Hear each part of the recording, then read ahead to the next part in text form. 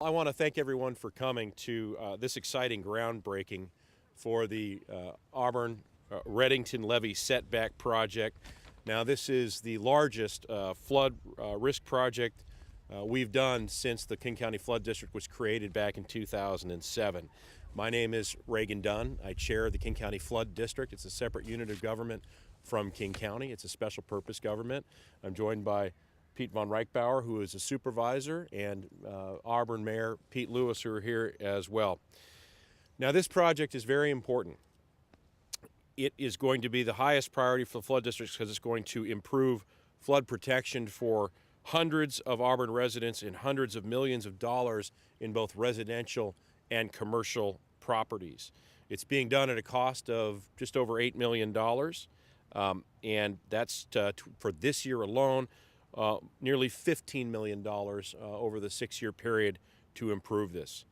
Now, the King County Flood District is, as I mentioned, a special purpose district.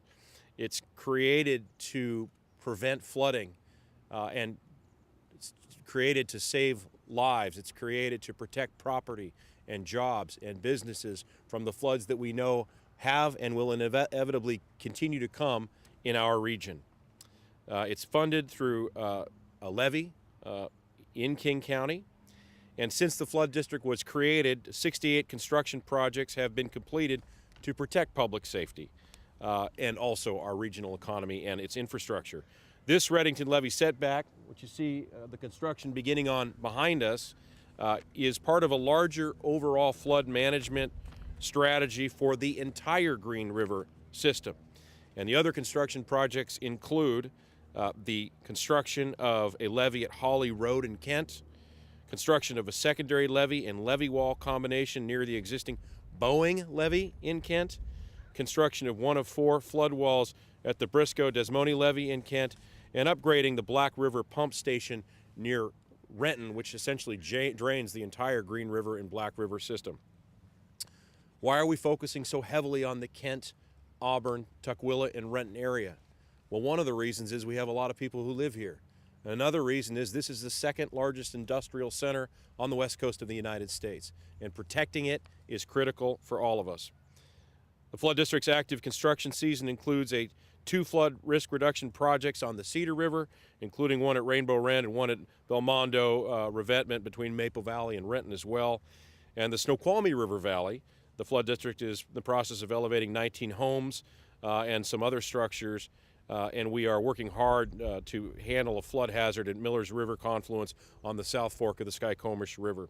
So the Flood District is at work all across King County. I'm proud to say it's a government that for the first 4 years has had 4 clean audits from the state auditor. And now it's my pleasure to introduce Board Supervisor and also King County Council Member Pete von Reichbauer. Thank you, Reagan. Reagan has done a great job as chair of the Flood District to focus efforts down here in this region. We are here today because we've learned the lessons of yesterday. Climate change and other aspects have changed and altered our climates, and those climates have changed and altered historic patterns on our rivers. Things that were acceptable before are unacceptable today. We've learned the lessons of yesterday, so we will be prepared for tomorrow. Our goal is to make sure that the individuals and institutions in this valley are protected. The taxpayers of this county made a major commitment through the Flood District to commit major resources to make sure that this valley is protected as well as other sensitive areas. This not only protects individuals, it protects companies and businesses and jobs for this region. So on behalf of my colleagues, I want to thank you. We're going to have a county open house from 5:30 to 6:30 tomorrow at Cascade Middle School Library to hopefully advise and educate the public about how important this is to the region. I want to repeat again, we've learned the lessons from the Midwest and other areas that have been affected by major floods. By creating the Flood District, we hopefully got ahead of the water. By creating this Flood District and putting the money in this investment, we're not only protecting people, but protecting jobs in this region. And I want to thank particularly Chairman Dunn, who is as chairman of the flood district and as someone who represents part of the valley, understands how critically important this investment in the future is. Thank you, Reagan. Thank you. I'm now going to be followed by the mayor of Auburn, Mayor Pete Lewis. Thank you, and thank you everyone for joining us. As one of the 4 founding members of the King County Flood Control Advisory Board and the mayor of Auburn, we've had our warning. Sometimes some communities don't get a warning, and we did. When Howard Hansen Dam had a problem, we took action. And we ensured with the Corps of Engineers that repairs would be made, that situation would be taken care of. But we had a warning, and we don't need a second one. This project behind you sets back the levee, makes a little bit wider channel for the river to go through, and it protects over 600 businesses and residents, split almost evenly. It protects over $700 million worth of infrastructure investment, but actually much, much more than that. When we talk about the 9 valley cities that stretch between the Port of Seattle and the Port of Tacoma, the second largest industrial warehouse manufacturing district on the West Coast, 4th largest in the United States. If any part of this area fails, the Puget Sound region bears the cost. With this levee addition, with this setback, we can have our citizens safer, our businesses safer, and the future for all those in Puget Sound safer. I applaud the efforts of the King County Council and the members of the King County supervisors for the Flood Control District and the advisory board for the work that they're doing.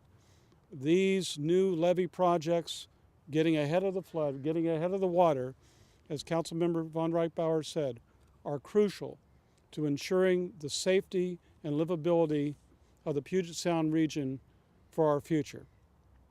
Let's make sure that we always stay ahead of the water and that we make sure all our people are safe. Thank you very much for making this a part of your projects. Thank you both. Certainly, Mr. Mayor. Thanks, buddy. Thank you. All right. Any questions? Yeah, can you explain exactly how, what is it that this does to improve protection? Is it just, it's a wider channel for water to go through? Can you explain how? There's a variety of different reasons why we're putting a new levee in place. Part of it is that the way it's designed is different than a traditional levee where you have a wall and a rock armor. We're putting a step in it so that the grass comes up and then it widens out. So in a flood situation, all of a sudden, the channel is much wider for a much bigger capacity. Then there's a wall on the back end. We're also putting a trail in place. This is part of a new design, levee design that we've been using throughout King County. And it's also better for fish management, better for habitat as well. So it does both the dual purpose of being better for flood protection and habitat. And at the end of the day, we're also striving, all of these levees are being designed to at least 100-year flood protection levels, many of them as high as 500 years. And that's our ultimate goal. Is to get to a 500-year flood protection throughout the valley. Is it necessary after the dam's been repaired? I mean, I guess part of the question is why do this? Didn't they fix the dam? Well, the dam is fixed, but the dam itself as a structure has limited capacity. In a major flood situation, that dam is going to have to release the water out, or the reservoir will overflow and the dam will be ruined, and you'll have a catastrophic flood. So as those flood doors open and huge amounts of water come down, you're going to have levees in place to keep it from overtopping. We know through what we've done through FEMA flood mapping, for example, that places in Auburn and Kent will be as much as 18 feet underwater if that happens. So very important for us, for our people, for our citizens, for lives, and for property and for our economy that we are proactive. On a day like this, you don't think much about flooding, but this is when the real work of the flood district happens. I want to make sure I heard you right. How could we be under 18 feet of water? Certain places in this valley will be as deep as 18 feet underwater if the levees are overtopped. Right, which is, and many of these levees, this used to. I can talk to that. Why don't you speak to that, Pete? Before Howard Hansen had a problem, not failure, but it had a problem. Many winters I stood on top of the levees. We could have 12,000 cubic feet per second of water coming downriver. If it rose above that, we would have to shut off our storm pumps, and that would raise the level of the river further. During the best of times, when Howard Hansen was known to be the answer to all the problems, we would have floods that would come over the tops of the levees. most of them were minor. Some made the news, but we have seen, as Councilmember von Weichbauer said, that there is additional water. There's additional problems. And any overtopping of the levees is going to cause a major problem. The work that the county is doing, the flood control district is doing, is to allow for greater capacity as that water's flowing through, and a lesser chance it'll overtop those flood barriers, so that the mayor this year, the mayor next year, of all the cities along the river who will be standing atop those levees watching will know that their communities will be safe. So you sound like you feel a lot more comfortable than if this weren't being done. I just don't want to misread anything. You really honestly sound more like you're quite pleased. It does make a great deal of difference. It does keep our communities safer. No guarantees, obviously. Mother Nature's Mother Nature. Mother Nature can always do something that none of us understand. And I have one more question. I don't know who should address this, but I guess one thing that we're wondering is why did it take a long time to pursue this, or why do this now as opposed to like getting after it in 2009, let's say, when that dam was discovered to have been, like what? I hate to say it this way, but it's kind of a what took you so long kind of. Understood. Well, I agree with you. The issue, we formed the flood district in 2007. And then we had a citizen advisory committee come together with experts looking at all of the projects across King County. And what we did is we scored projects for their expense and how risk-prone the flood area was. And so, for example, a highly risk-prone area with a fairly cheap fix was #1 ranked. So we have a ranking system, and we have a 6-year capital improvement budget that we are working through. This project fell in the year 2013. And so that's why we're putting it in now, but it's the biggest project because of its sheer scale that we've funded. But I also think because of the number of people, I mean, these cities are all just pretty much situated in flood zones, all of them. It's one of the reasons why it's so important. So that's how it was ranked in your list, and that's how you got to it. Correct. It wasn't that it was by the rank. It was by the ranking, by the Citizen Commission that we approved, and because it's so expensive was one of the reasons why it wasn't maybe necessarily first. We went for the low-hanging fruit, the quick fixes that we could do. Now we're getting into the real substance of stuff, and we're just, we're lucky that there hasn't been a huge flood in the last several years. But there was, of course, one in 2009 that caused a lot of damage. Forgive me because I've lived here 2 years and I didn't have the chance to cover that commission. But I guess I'm wondering, because of what you say, that why go for the low-hanging fruit if this is really needed? Like, why wasn't it prioritized? Because the cheaper projects had they had high risk as well. So for $50,000 or $100,000, we get a project done that would save a lot of people. We wanted to get those done first. And then we're coming back and picking up these projects as well. But I'm proud in the first 5 years of the district to have this on the CIP and to work with the mayor to get it done.